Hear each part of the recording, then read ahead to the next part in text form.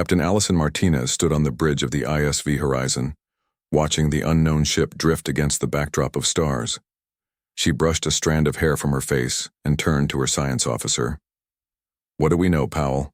Eric Powell looked up from his station, his eyes bright with excitement. "Not much, Captain. The ship design matches nothing in our database. Energy readings suggest their systems are failing. They're in trouble."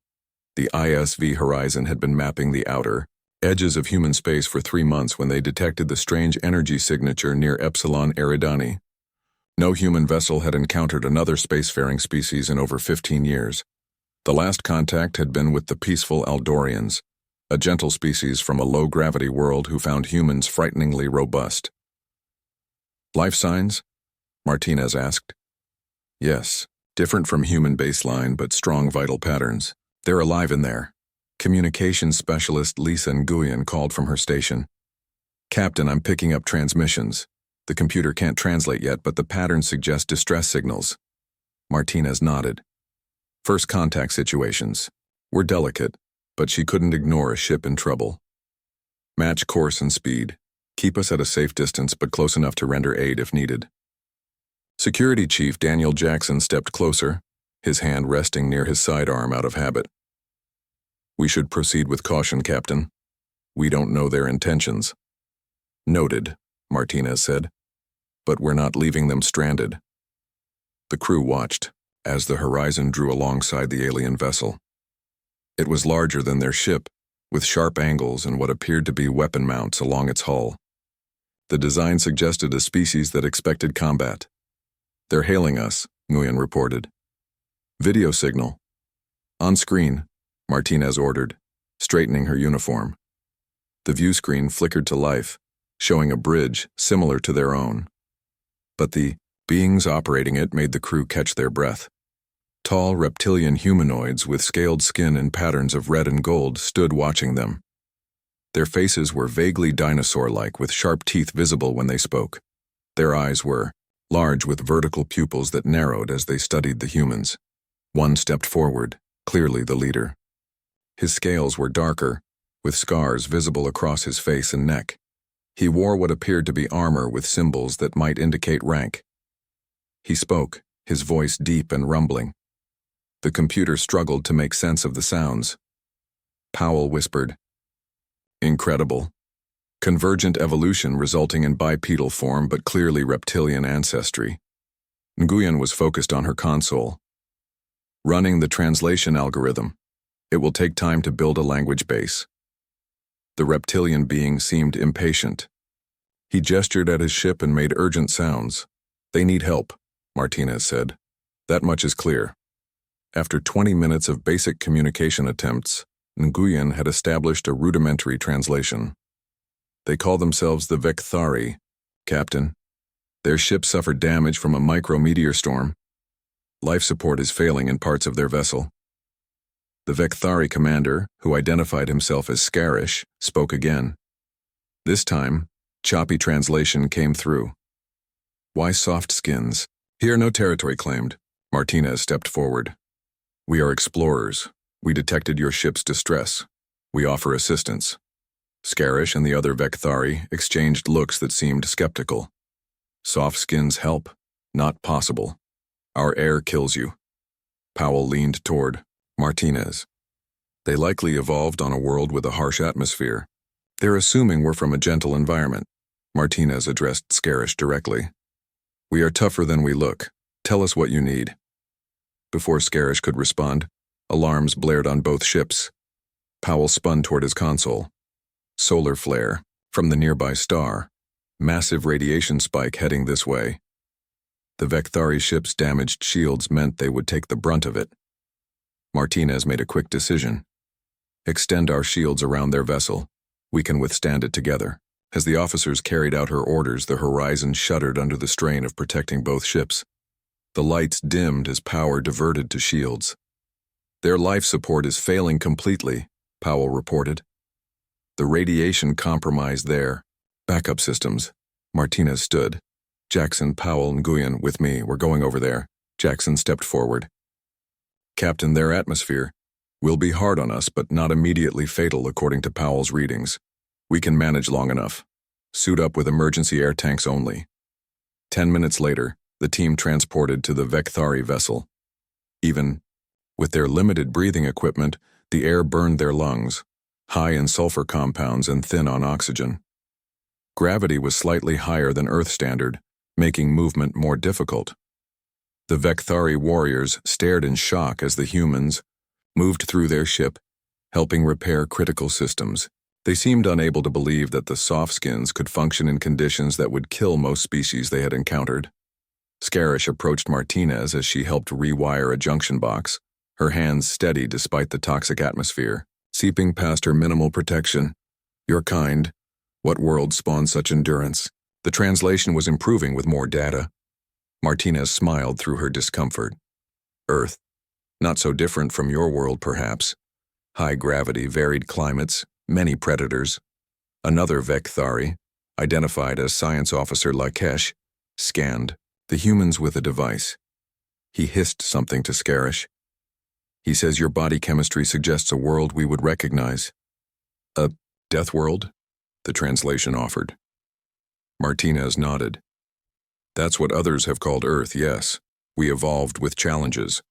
Working together over the next several hours, the human team helped stabilize the Vekthari ship's systems. The aliens watched with growing respect as the humans pushed through physical discomfort, working in an atmosphere that slowly blistered their skin and made breathing painful.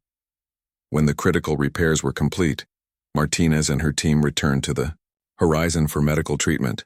Their bodies showed signs of chemical burns and oxygen deprivation, but nothing Dr. Allen couldn't treat. Later, Scarish requested to come aboard the Horizon. Martinez welcomed him, watching as he studied the slightly cooler, oxygen-rich environment of the human ship with curiosity. Your world must be interesting, he said, the translator now working smoothly. Most species we meet come from gentle places. They cannot survive on our worlds.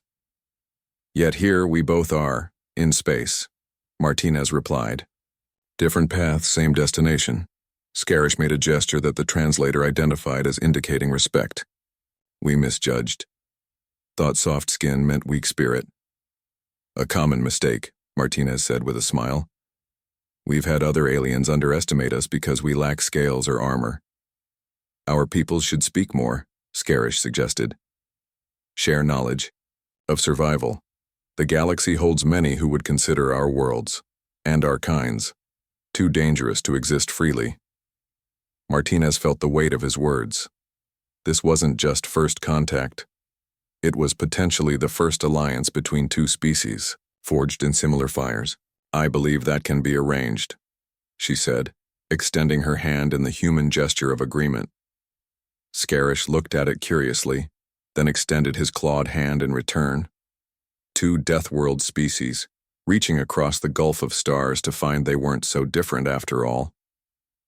3 days had passed since the first meeting between the ISV Horizon and the Vekthari vessel Sundered Claw. Engineers from both ships worked together to complete repairs while the leaders planned a cultural exchange. I still think this is risky, Security Chief Daniel Jackson said as he checked his sidearm. He was preparing to escort Science Officer Eric Powell and Communications Specialist Lisa Nguyen to the alien ship. Captain Martinez looked up from her tablet. Everything in space is risky, Jackson, but we have a chance to learn about a species that might actually understand us.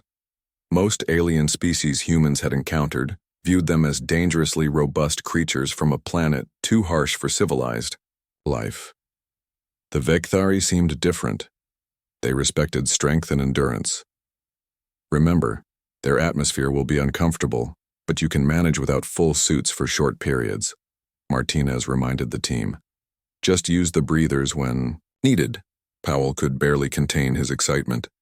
Their biology is fascinating. A reptilian species with endothermic characteristics.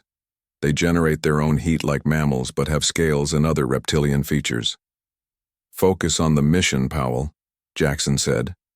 Scientific curiosity second, security first. The team transported to the Sundered Claw where Commander Scarish waited with 2 other Vekthari. The alien commander stood nearly 7 feet tall, his crimson scales gleaming under the ship's lights. Welcome to Sundered Claw, Scarish said, his words, now clearly translated by the devices both species carried. This is scientist Lakesh and warrior Threk. Lakesh was smaller than Scarish, with bright yellow patterns on his scales. He stepped forward, black eyes studying the humans with open curiosity. Threk remained back, his posture stiff. His scales were dark green with black stripes and fresh scars marked his arms. Thank you for hosting us, Powell replied. We look forward to learning about your people. While the human team visited the Vekthari ship, Captain Martinez welcomed Scarish's second-in-command and another scientist aboard the Horizon. The cultural exchange had begun.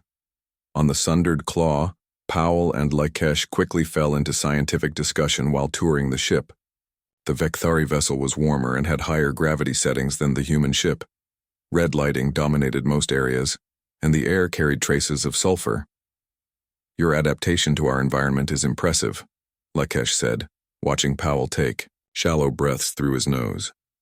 Most species require full environmental suits. We evolved on a world with many different environments, Powell explained. From freezing poles to burning deserts, humans learned to adapt. Lakesh tilted his head. Tell me of Earth. Is it truly as harsh as Vekthar? Powell laughed. Parts of it would likely feel like home to you. We have regions with heat that can kill, crushing ocean pressures, and thousands of venomous creatures. Lakesh's vertical pupils widened with interest. A proper world, then, not like the garden planets of the Core Alliance. Meanwhile, Lisa Nguyen was studying Vekthari language and culture with a communication specialist. She learned their society valued personal strength and honor above all. Leadership positions were earned through skill in ritual combat, yet they also valued science and exploration. Your people fight for leadership? She asked. Yes. Words may lie. Combat reveals true character, her guide explained. But we do not waste lives needlessly. Combat has rules. In another section of the ship, Daniel Jackson found himself in the training area with warrior Threk, who had been watching him with apparent disdain. Your kind seems fragile, Threk said bluntly. No claws, no scales for protection. Jackson kept his expression neutral. We manage. Threk gestured to a marked circle on the floor. Perhaps demonstrate a friendly match? Jackson recognized the challenge. Refusing would lose respect, but accepting meant fighting a creature with natural armor and greater strength. He nodded and stepped into the circle. Basic rules, Threk explained.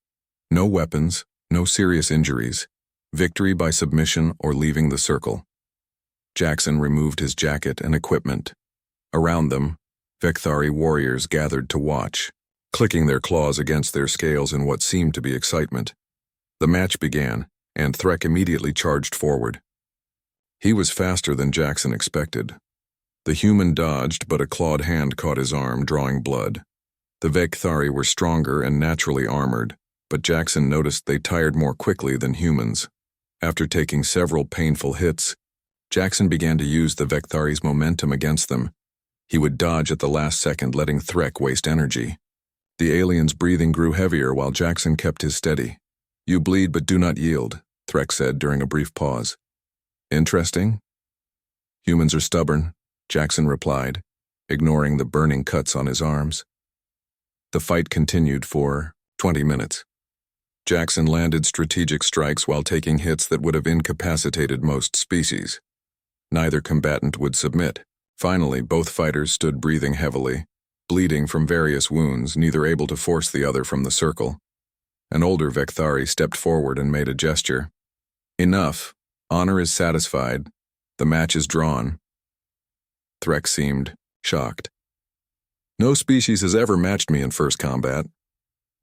Jackson extended his hand in the human gesture. After a moment's hesitation, Threk clasped it with his scaled hand. Perhaps there is more to soft skins than appears, he acknowledged. Back on the horizon, Powell shared what he had learned with Captain Martinez. Their homeworld Vekthar has 1.3 times Earth gravity, higher oxygen but with sulfur compounds, and extreme temperature variations. They evolved as apex predators, like humans did. That explains their respect for strength, Martinez noted. The interesting part is they call their world a Deathworld too, Powell continued. They've met many species who consider both our planets uninhabitable. Martinez considered this. So we're both outliers among spacefaring races. Exactly. Most advanced species evolved on what they call garden worlds, with stable climates and few predators. They view both humans and Vekthari as dangerously aggressive. Later that evening, the crews gathered for a joint meal. The humans sampled Vekthari food that their systems could tolerate while the aliens tried human cuisine. Your sweet fruits cause interesting sensations, Lakesh commented after trying an apple. Commander Scarish raised a cup of water in a toast. To Deathworlders who reached the stars. Captain Martinez lifted her cup in return. To finding strength in our differences. After the meal, Scarish and Martinez walked along the observation deck, looking out at the stars. My superiors will want a full report on your species, Scarish said. As will mine, Martinez replied. What will you tell them? Scarish was quiet for a moment. That we have encountered another species forged in fire. One that understands what it means to fight for survival. And that makes us potential allies? Or worthy adversaries, Scarish said. But I prefer allies. Martinez smiled. As do I. The galaxy is vast. Better to face it with friends who understand what shaped us. Scarish made a gesture of agreement. Tomorrow we discuss formal cooperation. For tonight, know that Vekthari now count humans among the few species worthy of true respect. As they looked out at the stars, both leaders knew this meeting would change the future for both their kinds. Two Deathworld species had found each other in the vastness of space, and neither would walk alone again. 6 months had passed since the first meeting between humans and the Vekthari. Now representatives from both species gathered at Tau Ceti Station, a neutral meeting ground on the edge of human space. The large space station rotated slowly against the backdrop of stars, its docking bays holding vessels from both Earth and Vekthar. Ambassador Christopher Walsh straightened his formal uniform as he prepared to meet the Vekthari delegation. At 62, Walsh had spent decades in the diplomatic corps, but this was by far his most important assignment. Are you ready, Ambassador? Asked Admiral Samantha Rodriguez, commander of the human fleet that had escorted them to the meeting. Her dark hair was pulled back tightly, her expression serious. As ready as anyone can be to form humanity's first true alliance with another species, Walsh replied. They entered the conference room where Captain Martinez and Science Officer Powell already waited. The room was kept warmer than humans found, comfortable, a concession to their guests. The doors slid open and the Vekthari delegation entered. Commander Scarish led them, now wearing elaborate armor marked with new symbols of rank. Behind him walked a massive Vekthari with black scales streaked with gold. His head crest was larger than others they had seen, and all other Vekthari showed clear deference to him. Ambassador Walsh, this is High Warrior Zexkar, military leader of the Vekthari Northern Territories, Scarish announced. Zexkar studied the humans with vertical pupilled eyes. So these are the soft-skinned Deathworlders who fight with such endurance, he said, his translator conveying his deep, rumbling voice. We are honored by your presence, High Warrior, Walsh said with a slight bow. The meeting began with formal introductions and statements of intent. Both sides agreed that sharing knowledge and technology would benefit their peoples. But it was when they began discussing other species that the true purpose of the alliance became clear. We have encountered the Kulari Collective in 3 separate star systems, Admiral Rodriguez reported, pointing to locations on the star map. Each time they have attempted to restrict our expansion, claiming the territories for themselves. Zexkar made a sound that the translator didn't catch but seemed like a growl. The insect minds have done the same to our colonies. They speak of peace while building weapons. Powell displayed images of the Kulari, tall, slender insectoid, beings with 4 arms and compound eyes. They evolved on a low-gravity world with stable climate and few natural predators. Their philosophy holds that species from such worlds are more advanced and civilized than those from harsh worlds. They view both our species as evolutionary mistakes, Scarish added. Creatures too aggressive and dangerous to be allowed. Free expansion. Walsh nodded.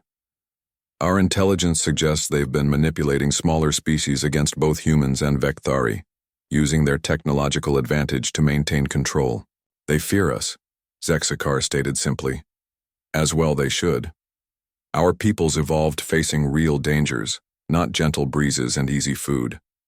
The discussions continued for hours as both sides shared information about Kulari tactics and technology. They were nearing agreement on a formal defense pact when alarms suddenly blared throughout the station. Warning. Unknown vessels approaching. Weapon signatures detected, announced the station's computer. Rodriguez rushed to the communications panel. This is Admiral Rodriguez. Report. Admiral, 5 Kulari vessels just dropped out of FTL near the station. They're jamming communications and deploying boarding craft. Zexkar stood, his massive frame towering over the humans. They learned of our meeting. They come to prevent our alliance. How? Walsh asked. This meeting was classified. Questions for later, Martinez said, drawing the sidearm she carried despite diplomatic protocols. We need to secure this section of the station. The lights flickered and dimmed as the station took fire from the Kulari ships. Rodriguez coordinated with the human vessels while Scarish contacted his ships. But the surprise attack had caught both fleets out of position. They've breached the outer hull in sections 12 through 17, reported a human security officer over the comm. Station defenses are responding, but they came prepared. Zexkar drew a curved blade from his armor. Then we fight, as our ancestors did. The station shuddered as another impact struck. The environmental systems began to fail, and warning lights flashed as atmosphere vented from damaged sections. Life support is failing, Powell reported, checking a station terminal. Temperature dropping, oxygen levels decreasing. Seal this section, Rodriguez ordered. We need to hold until our ships can respond. Security teams from both species took positions near the entrances to the conference area. The humans donned emergency breathing masks, but didn't have time for full spacesuits. The Vekthari seemed unconcerned about the dropping temperature and thinning air. The first Kulari attackers reached their position 20 minutes later. They moved with surprising speed despite their slender frames, wearing full environmental suits and carrying energy weapons. The firefight was intense but brief. Human and Vekthari defenders worked together, with the humans providing tactical guidance while the physically stronger Vekthari engaged in close combat. They fight well for beings from a soft world, Scarish commented as they pushed back the first wave of attackers. Rodriguez checked her weapons charge. They compensate with technology. Watch for stealth units. As the battle continued, the station's condition worsened. The temperature had dropped to near freezing and the air was growing thin. The humans showed signs of distress but continued fighting. The Kulari attackers, despite their advanced suits, seemed to struggle with the station's deteriorating conditions. They cannot handle hardship, Zexkar observed as another Kulari team retreated from their position. Their bodies know only comfort. Walsh, his face pale from oxygen deprivation but still standing, nodded. That's why they fear our alliance. Together we have strength they can't match. A massive explosion rocked the station, sending debris flying. Emergency barriers failed, and the conference room was exposed to near-vacuum conditions. The Kulari attackers immediately fell back, their bodies not adapted to such extremes even with protection. The humans gasped for breath from their emergency tanks while the Vekthari, though clearly uncomfortable, remained functional. They worked together to seal the breach, defending each other as they fought against both attackers and the deadly conditions of space. 3 hours later, reinforcements from both fleets had driven off the Kulari ships. The station was severely damaged with multiple casualties but had held. In the emergency medical bay, Walsh sat beside Zexakar, both injured but alive. Today we learned something important, the Vekthari leader said. The soft worlds fear us not just for our strength but for our shared trait, the will to survive what would kill others. Walsh nodded. They attacked because they know what we just proved. Separately we are dangerous. Together, Zexkar finished. We change the balance of power in this region of space.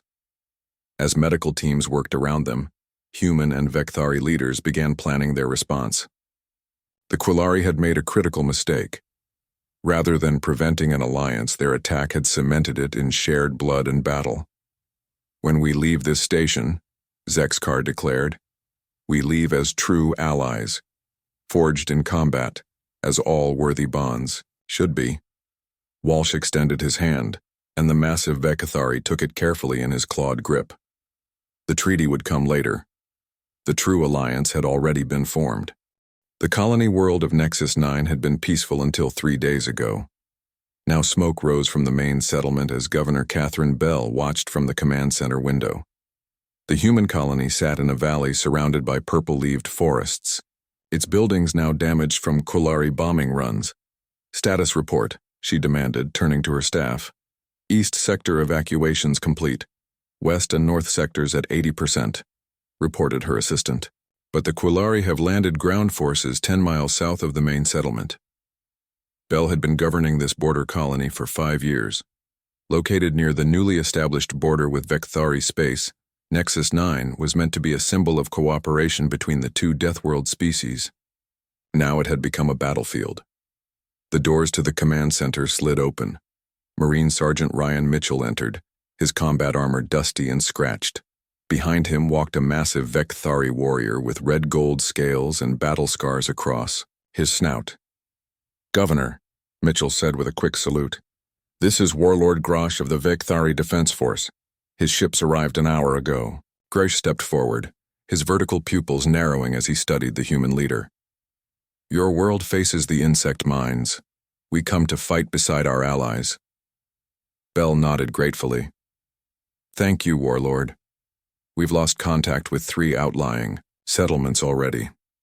The Quillari seek to make an example of this world, Grosh rumbled. They know it sits at a junction point between our territories. If it falls, both our peoples become vulnerable. In the days that followed, human and Vecthari forces worked to establish a joint defense of the colony, but it wasn't easy. The two species had very different approaches to warfare. We should strike directly at their landing zones, Grosh argued during a strategy meeting. Challenge their strongest forces. Break their will to fight.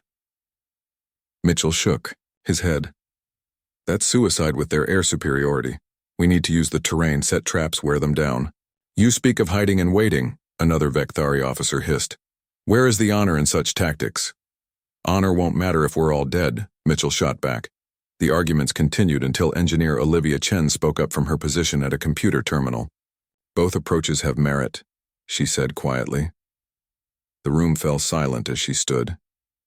The Vecthari strength in direct combat combined with human tactical flexibility could work if we coordinate properly. Chen had been working closely with Vecthari technicians since their arrival. Together they had been developing hybrid systems that merged human ingenuity with Vecthari durability. Show them, she said to a Vecthari engineer beside her. The scaled technician activated a holographic display showing a new weapon design. Human targeting systems paired with Vecthari power cells, effective against Quillari armor while small, enough for rapid deployment. Governor Bell studied the designs. How quickly can you produce these? We've already started, Chen said. First units will be ready tomorrow. With new weapons in production, the Joint Defense Forces prepared for the Quillari advance. Human scouts reported massive troop movements heading toward the main settlement. The Quillari were coming in force. The night before the expected attack, Mitchell found Warlord Grosh on a hillside overlooking the valley.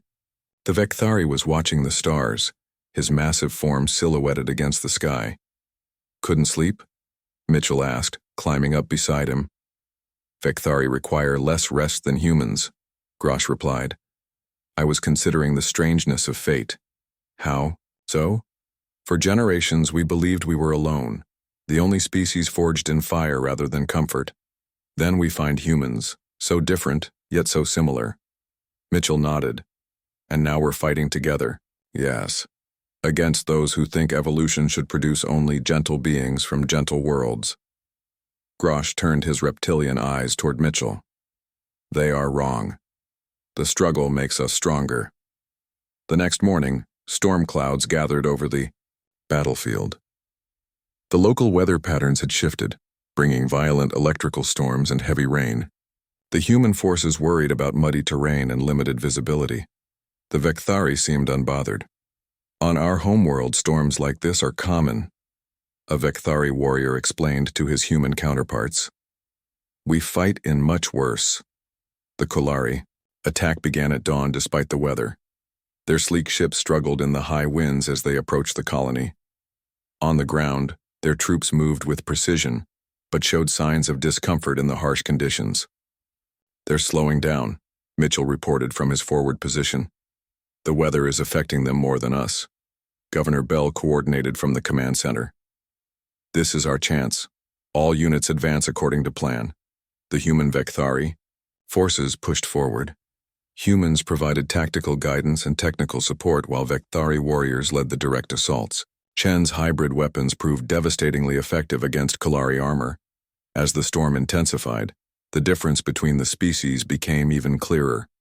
The Kolari troops increasingly faltered in the violent weather. Their movements became disorganized, their attacks less coordinated. Meanwhile, the humans pushed through discomfort, and the Vekthari seemed almost energized by the challenging conditions. They cannot handle real adversity. Grosh roared over the comm system as his unit broke through a Kolari defensive line. Their world never taught them how to endure. By nightfall, the storm had grown into a full hurricane. Lightning struck across the battlefield, and winds reached dangerous speeds. The Kolari commanders ordered a retreat to their ships, unable to maintain fighting effectiveness in such extreme conditions. But the retreat turned chaotic as the storm damaged several of their vessels. Seeing the enemy falter, Grosh led a final charge against their main landing zone. Mitchell's forces provided covering fire as the Vekthari warriors closed in. When morning came, the storm had passed. The battlefield was muddy and littered with debris. But the Kolari forces had been driven off Nexus 9. The colony had held. In the aftermath, humans and Vekthari gathered to honor their fallen. The losses had been heavy on both sides. Governor Bell watched as Mitchell and his Marines stood side by side with Vekthari warriors in a solemn ceremony that blended traditions from both species. They fought well, Grosh said, joining Bell. You're humans. No scales or claws, yet they stood against conditions that broke the insect minds. As did your people, Bell replied. Different paths, same strength. Engineer Chen approached them carrying a data tablet. Governor Warlord, we've analyzed the Kolari technology we captured. It's advanced, but they designed it for optimal conditions. They never expected to fight in environments like this storm. A critical weakness, Grosh noted, one our alliance can exploit. Bell nodded thoughtfully. This victory will mean something beyond Nexus 9. It proves what we can accomplish together. As the sun set over the damaged but surviving colony, human and Vekthari alike worked to rebuild. The battle for Nexus 9 would be remembered not just for the victory, but for what it represented. The first time two Deathworld species had truly joined forces against those who thought them too dangerous to exist freely in the galaxy. 1 year after the Battle of Nexus 9, the Great Hall of the Galactic Conclave hummed with tension.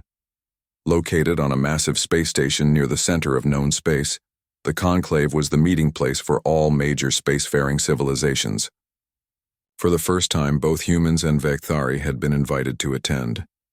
President Nicole Warren of the Earth Alliance stood tall despite being dwarfed by the alien delegates around her. Her gray suit was simple compared to the elaborate robes and garments of the other species, but her stance projected confidence. Beside her stood Supreme Warlord Kraxvir, the highest military leader of all Vekthari territories. His black scales gleamed with gold flecks under the hall's bright lights, and ceremonial armor covered his massive frame. They stare as if we are monsters, Warren commented quietly. Kraxvir made a sound that might have been a laugh. To them, perhaps we are.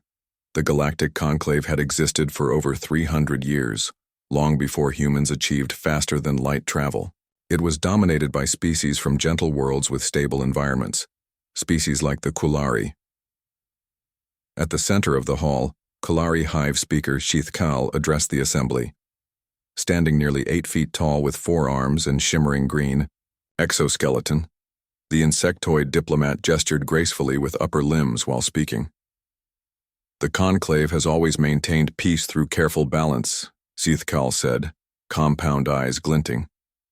The recent alliance between two aggressive Deathworld species threatens this balance. Their military actions at Nexus 9 show their true nature.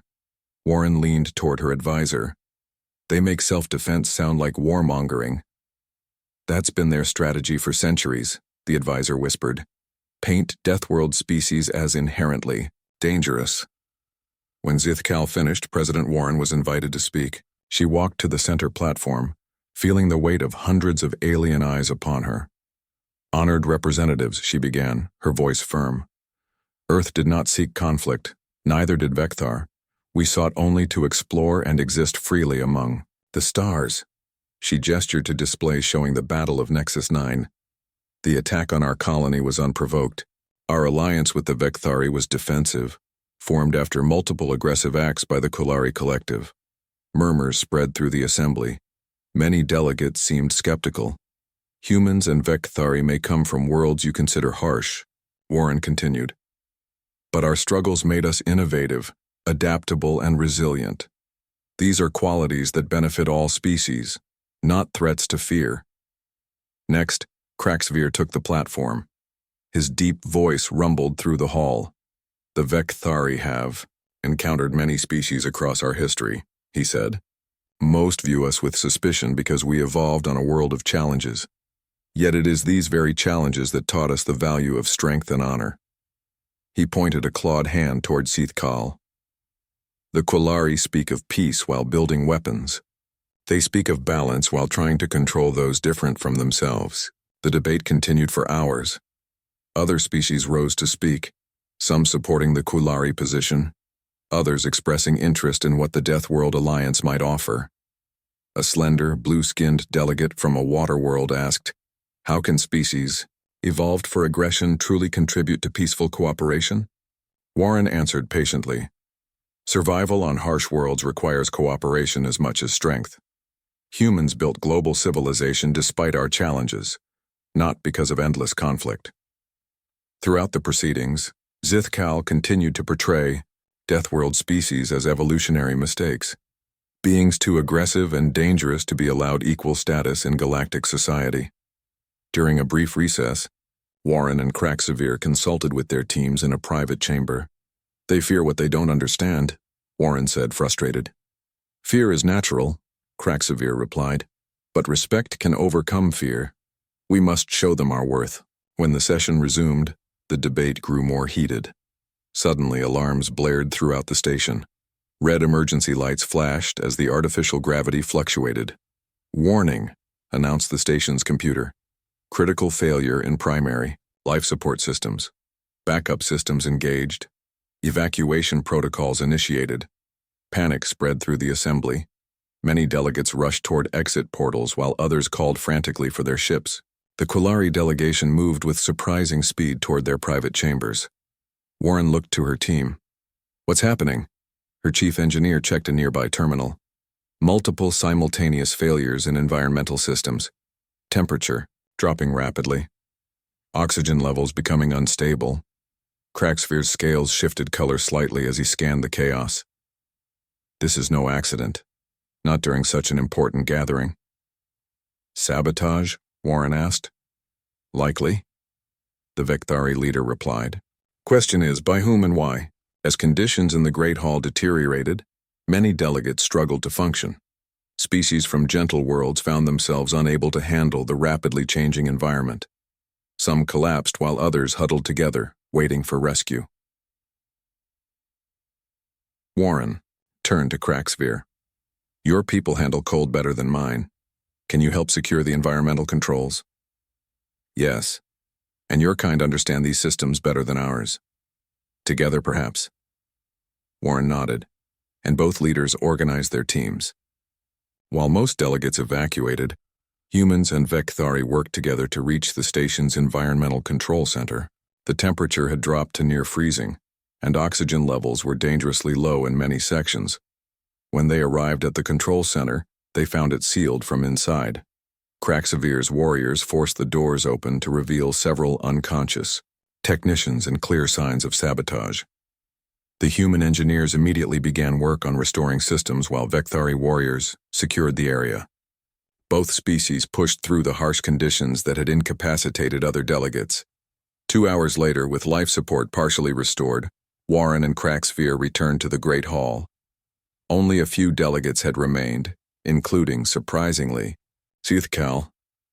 An unfortunate technical failure, the Kalari representative said smoothly, though his compound eyes avoided meeting either leader directly. Warren stepped forward. Technical failures don't bypass 6 levels of security protocols. Your accusations are baseless, Sithkal replied. Though it is interesting how quickly your species took control of station systems during the emergency. Kraxavir moved to speak, but Warren placed a hand on his armored forearm, a gesture of restraint that surprised many watching. Actions speak louder than accusations, she said. While some fled, our peoples worked to save this station and everyone aboard.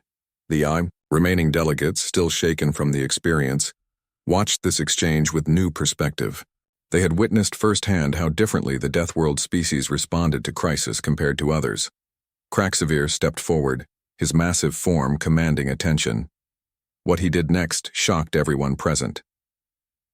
The supreme warlord of the Vekthari, representative of the proudest warrior culture in known space, slowly and deliberately bowed to the human delegation. Today we have shown the truth, he said, rising. Not through words but deeds. Our kinds do not bow in submission, but in respect for equals. We are not mistakes of evolution, but its triumph, species forged by challenge to face what others cannot. The gesture sent ripples through the assembly. Never in recorded history had a Vekthari leader bowed to another species. In the days that followed, evidence emerged suggesting Kulari operatives had indeed sabotaged the station systems, hoping to disrupt the growing support for the human Vekthari alliance. The plan had backfired dramatically. 1 month later, the Conclave formally recognized the Deathworld Accord, a new power block within galactic politics led by humans and Vekthari. Several smaller species from harsh worlds soon joined, drawn by the promise of allies who understood their unique challenges. As President Warren and Supreme Warlord Kraxavir signed the official documentation, they shared a knowing look. What began as a chance encounter between 2 species had grown into something that would reshape galactic politics forever. They still fear us, Warren said quietly. Good, Kraxavir replied. Fear can become respect, and respect is where true peace begins. From across the stars, other Deathworld species watched with hope. For the first time, they saw a future where being forged in fire was not a mark of shame, but a badge of honor.